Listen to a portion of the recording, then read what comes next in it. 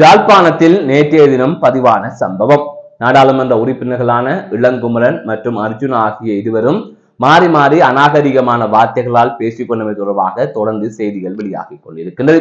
இதன் பின்னணி என்ன, அங்கு என்ன நடந்தது, இனி என்ன நடக்க இருக்கின்றது, வாக்களித்த மக்கள் இதை எப்படி பார்க்கின்றார்கள் என்பது தொடர்பாக பல்வேறுபட்ட விடயங்களை இந்த தொகுப்பிலே பார்க்க இருக்கின்றோம். அதற்கு முதல் ஜேகே ரிப்போர்ட் எனப்படுகின்ற இந்த யூடியூப் சேனலை சப்ஸ்கிரைப் செய்து கொள்ளுங்கள். தொடர்ந்து அருகில் இருக்கின்ற பெல் பட்டினை கிளிக் செய்வதன் ஊடாக நான் போடுகின்ற ஒவ்வொரு காணொளிகளையும் உடனுக்குடன் நீங்கள் பார்த்து கொள்ள முடியும். நான் நடராசா ஜெயகாந்தன். தற்பொழுது விடயத்திற்கு செல்லலாம். நேற்றிலிருந்து தற்பொழுது வரை பேசப்படுகின்ற ஒரு விடயம், நேற்றைய தினம் யாழ்ப்பாண மாவட்ட ஒருங்கிணைப்பு குழு கூட்டத்தின் போது அர்ஜுனா ராமநாதனும் இளங்குமரனும் நடந்து கொண்ட விதம் தொடர்பாகத்தான் பேசப்பட்டு வருகின்றது. நேற்றைய தினம் அங்கே ஒருங்கிணைப்பு குழு கூட்டம் இடம்பெற்றது. அந்த ஒருங்கிணைப்பு குழு கூட்டத்தை தலைமை தாங்கி நடத்தி கொண்டிருந்தார் அமைச்சர் சந்திரசேகர் அவர்கள்.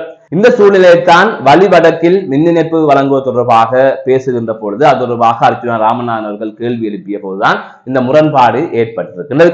அந்த வகையில் அர்ஜுனா ராமநாதன் அரசாங்க அதிகாரிகளை அவதூறாக பேசுகின்றார், அவர்களை மட்டம் தட்டி பேசுகின்றார் என்கின்ற அடிப்படையான விமர்சனங்கள் தொடர்ந்து அவர் மீது முன்வைக்கப்பட்டு வருகின்றது. இவ்வாறான சூழ்நிலைத்தான் இளங்குமரனுக்கும் அவருக்கும் இடையிலே இவ்வாறு வார்த்தை பிரயோகங்கள் இடம்பெற்ற நிலையில் அது அநாகரிகமான முறையிலே முடிவடைந்தது. அந்த வகையில் அர்ஜுனா ராமநாதன் அவர்கள் கூறியிருந்தார், நாயை பிடிக்க சொல்லி பில் போடுவோர் தானே நீங்கள், அதாவது அவர் மின்சார சபையில் வேலை செய்ததை அவர் குறிப்பிட்டு இவ்வாறு அவர் கதைத்திருந்தார். அதே போல இளங்கோவன் அவர்களும் கூறியிருந்தார், பல பெண்களிடம் நீங்கள் படிக்கின்ற போது அடி வாங்கினீர்கள், அந்த பெண்கள் எல்லாம் தற்பொழுது வெளிநாட்டிலே இருக்கின்றார்கள், உங்களை பற்றி எங்களுக்கு தெரியும் என்று அவர் குறிப்பிட்டிருந்தார். இவ்வாறு இருவரும் தனிப்பட்ட விடயங்களை பேசி அந்த சபையிலே குழப்பத்தை ஏற்படுத்தி கொண்டிருந்தார்கள் என்றுதான் கூற முடியும். இந்த நிலையில் தான் நாடாளுமன்ற உறுப்பினர் சிவஞானம் ஸ்ரீதரன் அவர்கள் இது தொடர்பாக நடவடிக்கை எடுங்கள், இதனை தடுத்து நிறுத்துங்கள் என்று சந்திரசேகரிடம் கூறியிருந்தார். அதற்கு பிறகாக அந்த பிரச்சனையை கட்டுப்படுத்த முடியவில்லை. அவர் அங்கிருந்து வெளியேறி சென்றார். அதாவது அரசு அதிகாரிகளையும் தலைவர்களாக பேசுகின்றார், கூட்டத்தையும் குழப்புகின்றார் என்கின்ற அடிப்படையிலே அவர் அங்கிருந்து வெளியேறி சென்று விட்டார். அதே போல அமைச்சர் சந்திரசேகர் அவர்களும் அடே அர்ஜுனா நுப்பாட்டு இளங்குமரன் என்கின்ற அடிப்படையிலே பேசியிருந்தார், அதாவது உரிமையிலே பேசியிருந்தார். அதுவும் பின்பு ஒரு சர்ச்சையை ஏற்படுத்தியிருந்தது. இந்த சம்பவங்கள் நடந்ததன் பின்னர் சந்திரசேகரிடம் ஊடகவியலாளர்கள் கேள்வி எழுப்பினார்கள், இவ்வாறு நீங்கள் உரிமையில் பேசியது சரியா என்று. நான் உரிமையிலும் பேசுவேன், இதை விடவும் கீழாக பேசுவேன், இனி வருகின்ற காலத்தில் நீங்கள் பார்ப்பீர்கள், இதனை கட்டுப்படுத்துவதற்கான முயற்சிகளை நான் மேற்கொள்கின்றேன். ஆனால் மக்களுக்கான திட்டங்கள் நடைமுறைப்படுத்தப்படும், அது சரியாக என்ன தடைகள் வந்தாலும் நடந்தேறும் என்கின்ற அடிப்படையிலே அவர் பதில் வழங்கியிருந்தார். அதுக்கு பிறகாக நாடாளுமன்ற உறுப்பினர் சிவஞானம் ஸ்ரீதரன் அவர்களும் ஊடகங்களுக்கு கருத்து தெரிவிக்கின்ற போது ஆளுமையற்ற ஒருவராக சந்திரசேகர் இருக்கின்றார், இவர் இந்த பிரச்சனைகள் எல்லாம் சரியாக கட்டுப்படுத்த வேண்டும், இவ்வாறு இந்த கூட்டத்தை சரியாக கட்டுப்படுத்தி அவர் நடத்த வேண்டும் என்கின்ற அடிப்படையிலே அவரும் குறிப்பிட்டிருந்தார். இவ்வாறான நிலையில் மாறி மாறி பிரச்சனைகள் ஏற்பட்டுக் கொண்டிருக்கின்றது. இருவர்களுக்கு இடையிலே அங்கே இவ்வாறான அநாகரிகமான பேச்சுவார்த்தைகள் நடந்திருக்கிறது. வெளியில் யாரை பேசினாலும் அர்ஜுனா ராமநாதன் உரிமையை பேசுகின்றார், அவர் செய்த தொழிலை கேவலமாக பேசுகின்றார். அர்ஜுனா ராமநாதன் தான் இங்கு மேல்குடி மற்றும் அதிகம் படித்தவர் என்கின்ற அடிப்படையில் நினைத்து மற்றவர்களுக்கு எதிராக தாழ்ந்த கேவலமான கருத்துக்களை பதிவு செய்து கொண்டு வருகின்றார். இது அவரது உளவியல் பிரச்சனை, அவரது மனநிலை அப்படித்தான் இருக்கிறது என்கின்ற பல்வேறு விதமான விமர்சனங்களை பலரும் முன்வைத்து வருகின்றார்கள். ஆகால் இதிலே ஒரு விடயத்தை சொல்ல வேண்டும், மக்களுக்காக மக்கள் வாக்களித்தவர்கள் தான் நீங்கள் ஒரு நாடாளுமன்ற உறுப்பினர்களாக இருக்கின்றீர்கள். சில பேருக்கு, அதாவது தற்பொழுது இருக்கின்ற நாடாளுமன்ற உறுப்பினர்களாக இருக்கின்றவர்களில் ஜாழ் தேர்தல் மாவட்டத்தில் சிவஞானம் ஸ்ரீதரனும் கஜேந்திரகுமாரையும் தவிர ஏனையவர்கள் அனைவருக்குமே அந்த பதவி என்பது, அதாவது நாடாளுமன்ற உறுப்பினர் எனப்படுகின்ற பதவி இயல்பாக இலகுவாக கிடைத்தது ஒன்று. அது தேசிய மக்கள் சக்தியில் இருந்து வந்தவர்களுக்காக இருக்கட்டும் அல்லது அர்ஜுனா ராமநாதனுக்காக இருக்கட்டும், இலகுவாக வந்தது. அதாவது நேற்று அரசியலுக்கு இன்று எம்பி ஆனவர்கள் அவர்களுக்கு ஒரு பாரம்பரியமோ அல்லது மக்கள் பணியில் தொடர்ந்து தீவிரமாக செயற்பட்டவர்கள் என்றோ இல்லை. ஆகவே இவ்வாறான நிலையில் இலகுவாக அது கிடைத்து விட்டது என்பதற்காக அந்த பதவியை வைத்து நாய்க்கு போர்த்தேங்காய் கிடைத்தது போல உருட்டி விளையாடக்கூடாது, கொஞ்சம் பொறுப்புடன் இருக்க வேண்டும். சில விடயங்களில் அர்ஜுனா ராமநாதன் அவர்கள் எழுப்புகின்ற கேள்விகள் சரியாகத்தான் இருக்கின்றது. மக்கள் நலன் சார்ந்து அரசு அதிகாரிகள் விடுகின்ற புலையை சுட்டிக்காட்டி கேட்கின்றார். ஆனால் அவற்றை கேட்கின்ற போது அது சரியான முறையில் நாகரிகமாக மிகவும் தெளிவாக அதை கேட்கலாம். அப்படி கேட்கின்ற போது பதிலை பெற்றுக் கொள்ள முடியும். ஆகவே அவர்களை குற்றம் சாட்டுவதை மட்டுமே குறிக்கோளாக இருக்கக்கூடாது, அவர்கள் விடுகின்ற புலையை மட்டுமே சுட்டி காட்டுகின்ற வகையில் அவர்களை மட்டம் தட்டுகின்ற வகையிலே இருக்கக்கூடாது. அவர்கள் விடுகின்ற தவறுகளை சுட்டிக்காட்டி அவர்களிடமிருந்து பதிலை பெற்று அது நீ நடக்காதவாறு அல்லது அந்த பிரச்சனையை மக்களுக்கு சார்பாக முடிக்கின்ற வகையிலே இருக்க வேண்டும். அதாவது மக்களுக்கு சார்பாக அவர்கள் செயற்படுகின்ற வகையிலே அதனை நடைமுறைப்படுத்த வேண்டும். இதுதான் ஒரு மக்கள் பிரதிநிதி செய்கின்ற வேலை.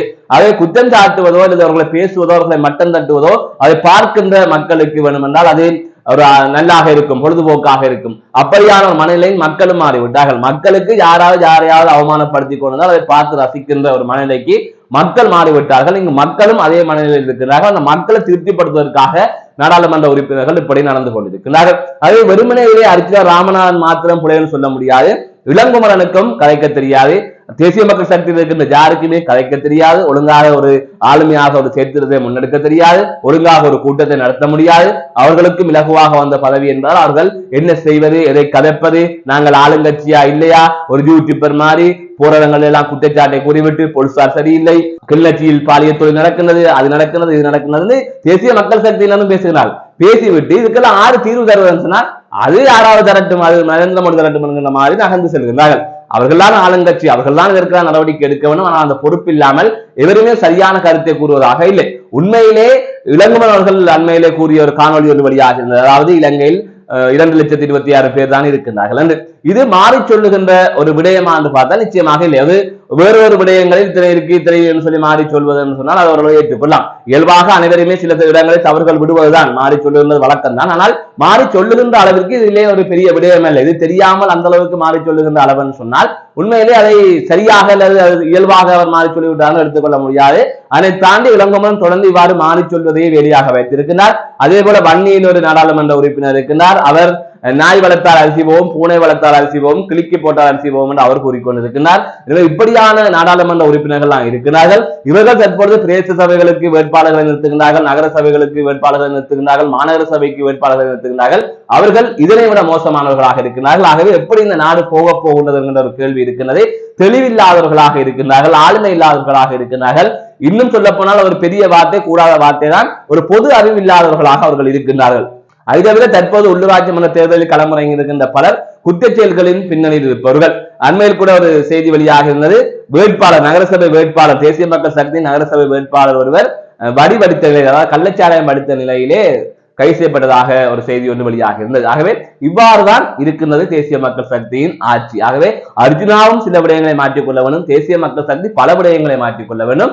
அர்ஜுனா ராமநாதன் இவ்வாறு மற்றவர்களை கேவலமாகவோ மற்ற தொழிலை கேவலமாகவோ தான் படித்தது என்பதற்காக இவ்வாறு கதைப்பதை நிறுத்திக் கொள்ள வேண்டும். அனைத்து தொழிலுமே இங்கு மதிக்கப்பட வேண்டியது. உங்களுக்கு கிடைத்த சந்தர்ப்பத்தில் நீங்கள் வைத்தியராகிவிட்டீர்கள். பல அறிவாளிகள், பல திறமைசாலிகள் சந்தர்ப்பம் கிடைக்காமல் வைத்தியர் ஆக முடியாமல் சூழ்நிலை, போர் போன்ற காரணங்களால் இன்று வெளியில் இருக்கிறார்கள்.